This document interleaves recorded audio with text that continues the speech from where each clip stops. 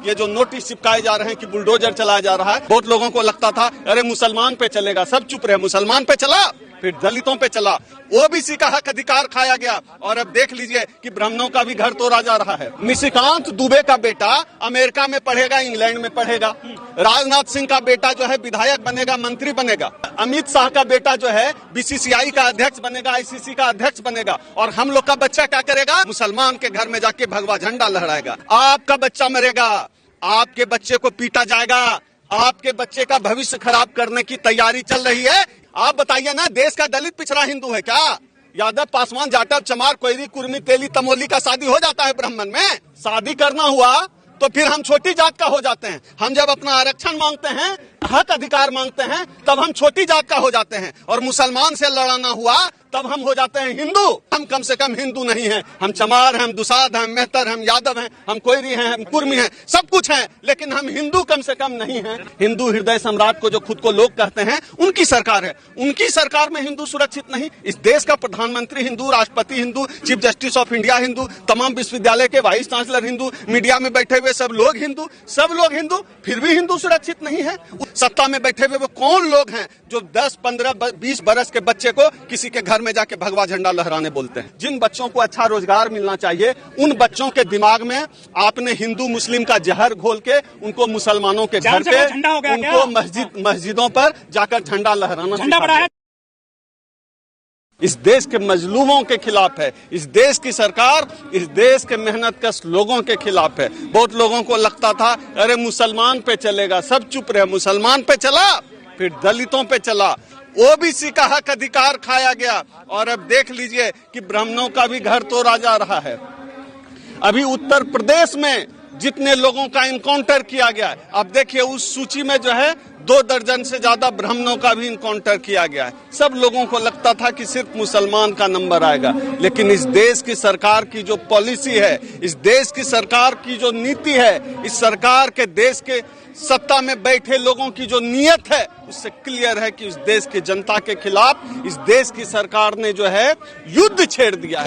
कोई मुसलमान नहीं सिर्फ इनका दुश्मन है, कोई किसी दलित के खिलाफ सिर्फ ये बात नहीं करेंगे। ये नोटिस, मैं यह मानता हूं, ये जो नोटिस चिपकाए जा रहे हैं कि बुलडोजर चलाया जा रहा है, यह इस देश के 90% लोगों के घरों पर यह नोटिस चिपकाया गया। मुझे लगता है इस देश को अब गृह युद्ध में झोंकने की तैयारी शुरू हो गई है। इस देश को अब गृह युद्ध में झोंका जा रहा है, क्योंकि जिस तरह से इस देश के SC, ST, OBC के लोगों के खिलाफ इस सरकार ने मोर्चेबंदी की, उनके हक अधिकार खाए, उन पर सीधा हमला किया। दलितों और मुसलमानों पर इस देश की सरकार ने सीधा हमला करने का काम किया और उस स्थिति में हम सब चुप बने रहे। सबको लगता था कि उनका नंबर नहीं आएगा, सिर्फ मुसलमान मारे जाएंगे, सिर्फ दलित मारे जाएंगे, सिर्फ पिछड़े मारे जाएंगे। लेकिन इस देश की जो सरकार है, इस सरकार में कोई सुरक्षित नहीं है, सबका नंबर आना है, सब मारे जाएंगे। शोभा यात्रा में पथरा हुआ है, मर्डर हो गया है बहराइच में। आप देखिए इस देश में इस तरह का माहौल कौन बनाता है? आप बताइए। निशिकांत दुबे का बेटा अमेरिका में पढ़ेगा, इंग्लैंड में पढ़ेगा। राजनाथ सिंह का बेटा जो है विधायक बनेगा, मंत्री बनेगा। अमित शाह का बेटा जो है बीसीसीआई का अध्यक्ष बनेगा, आईसीसी का अध्यक्ष बनेगा। और हम लोग का बच्चा क्या करेगा? दलित पिछड़ा का बच्चा क्या करेगा? मुसलमान के घर में जाके भगवा झंडा लहराएगा। इस सरकार और शासन के इस खेल को समझना पड़ेगा। वो हमारे बच्चों को जेल भिजवाना चाहते हैं। मैं तो सवर्ण समाज से भी कहना चाहता हूँ, इस बार जो मरा, कौन मरा? ब्राह्मण समाज का लड़का मरा है।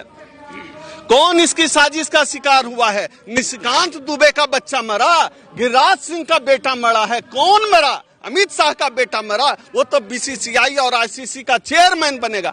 आपका बच्चा मरेगा, आपके बच्चे को पीटा जाएगा, आपके बच्चे का भविष्य खराब करने की तैयारी चल रही है। इस सरकार के इस खेल को आपको समझ लेना पड़ेगा। अगर सरकार के इस खेल को नहीं समझे, सबका नंबर आएगा। इस बात को, मेरी बात को कान खोलकर सुन लीजिए, सब नंबर आएगा। कोई नहीं बचने वाला है इस सरकार में। अरे वो तो धार्मिक यात्रा निकाल रहे थे, वरना कट जाओगे, इलाज होगा। नहीं, ये जो कहते हैं एक नहीं होंगे तो कट जाएंगे। कौन एक है? हिंदू बनाकर एक करते हैं। आप बताइए ना, देश का दलित पिछड़ा हिंदू है क्या? यादव, पासवान, जाटव, चमार, कोयरी, कुर्मी, तेली, तमोली का शादी हो जाता है ब्राह्मण में।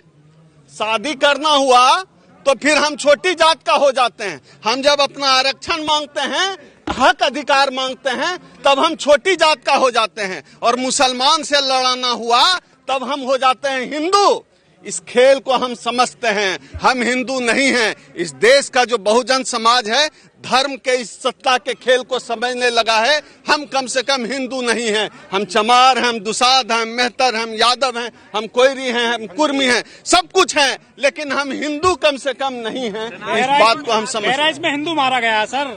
नहीं तो इस सवाल पूछे कि हिंदू कौन है, कौन हिंदू मारा गया। अगर वो हिंदू है, आप समझिए ना, अगर सब हिंदू होता, हिंदुओं के पक्ष में क्यों नहीं ये लोग निकलते हैं। इस देश का जो है 20-22% दलित जो है जब आरक्षण के लिए सड़क पर उतरता है, उसको भी तो हिंदू बताते हो। आ गया है क्या सवर्ण समाज उसके आरक्षण के लिए सामने?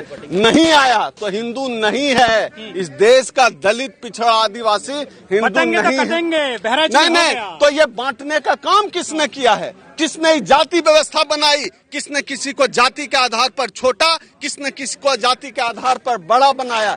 जाति के आधार पर बांटने का काम इस देश में ब्राह्मणों ने किया है, सवर्णों ने किया है। कोई दलित आदिवासी ने बंटवारा नहीं किया है। वो तो अपनी शोभा यात्रा निकाल रहे थे, डीजे बचा करके, क्या दिक्कत है उससे? आप बताइए, आप जिसको शोभा यात्रा निकाल, इस देश में धार्मिक स्वतंत्रता की आजादी है।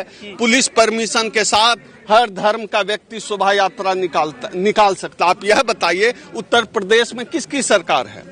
भारतीय जनता पार्टी की सरकार है। हिंदू हृदय सम्राट को जो खुद को लोग कहते हैं, उनकी सरकार है। उनकी सरकार में हिंदू सुरक्षित नहीं। इस देश का प्रधानमंत्री हिंदू, राष्ट्रपति Hindu, chief justice of India Hindu, तमाम विश्वविद्यालय के वाइस चांसलर हिंदू, मीडिया में बैठे हुए सब लोग हिंदू, सब लोग हिंदू, फिर भी हिंदू सुरक्षित नहीं है। उत्तर प्रदेश में हिंदुओं की सरकार, तब भी हिंदू सुरक्षित नहीं है। आखिर क्या करना पड़ेगा हिंदुओं को? हिंदुओं ने तो तीसरी बार भर भर के मोदी जी को वोट दिया, आरएसएस को मजबूत किया है, तब भी हिंदू सुरक्षित नहीं है। लेकिन वो तो अपनी यात्रा निकाल रहे थे, पत्थरबाजी क्यों करी, क्यों गोली मारी? आप ये बताइए, मैं किसी की भी हत्या के पक्ष में नहीं। जो हत्या हुई है गलत हुई है, और उस मामले में अपराधी को कड़ी से कड़ी सजा मिलनी चाहिए, फास्ट ट्रैक कोर्ट में चल के। लेकिन मैं सवाल यहाँ पर यह उठाना चाहता हूँ, आखिर कौन सी मानसिकता है? सत्ता में बैठे हुए वो कौन लोग हैं जो 10, 15, 20 बरस के बच्चे को किसी के घर में जाके भगवा झंडा लहराने बोलते हैं? तो योगी जी ने थोड़ी भेजा है, मतलब आप सत्ता में बैठे लोगों पर इल्जाम लगा। आप योगी जी ने अगर नहीं भेजा है तो आप बताइए, पूरे देश में जितने भी हिंदू मुस्लिम दंगे होते हैं, उसमें दंगों के समर्थन में योगी जी के लोग, मोदी जी के लोग क्यों उतर आते हैं? अभी गौरी लंकेश, पत्रकार गौरी लंकेश के हत्यारों को जमानत मिली, तो देखिए उसी धर्म, उसी जाति के लोगों ने, जो जाति धर्म के ठेकेदार बनते हैं, वो जाकर उनको सम्मानित कर रहे हैं। ये कौन सी मानसिकता है? आखिर इससे आने वाली पीढ़ी क्या सीखेगी, क्या समझेगी? जिन बच्चों को विश्वविद्यालय जाना चाहिए, जिन बच्चों को अच्छी शिक्षा मिलनी चाहिए, जिन बच्चों को अच्छा रोजगार मिलना चाहिए, उन बच्चों के दिमाग में आपने हिंदू मुस्लिम का जहर घोल के उनको मुसलमानों के घर पे, उनको मस्जिदों पर जाकर झंडा लहराना। झंडा बड़ा है, जान बड़ी है आपकी नजर में? बात झंडा और जान की है ही नहीं, बात उस मानसिकता की है, बात उस शक्ति की कर रहा हूं जो शक्ति उनको पावर दे रही है, जो शक्ति उनके दिमाग में जहर घोल रही है कि जाके मस्जिद पे झंडा लगाओ, जाके मुसलमान के घर पे झंडा लगाओ। तो क्या हो गया, गोली मारेंगे क्या? मैं गोली मारने को मैंने कब सही ठहराया? किसी भी तरह का अपराध हर मामले में गलत है, लेकिन इस तरह का धार्मिक जहर उगलना, इस तरह का धार्मिक उन्माद फैलाना, स्कूल कॉलेज जाने की उम्र में जय श्री राम का झंडा निकाल के जुलूस निकालना, मस्जिद में जाकर जो है जय श्री राम भगवा झंडा लहराना, ये सही है क्या? आप यह बताइए ना, जो लोग आपको ऐसा करने के लिए उकसाते हैं, उनके बच्चे क्यों नहीं जाते?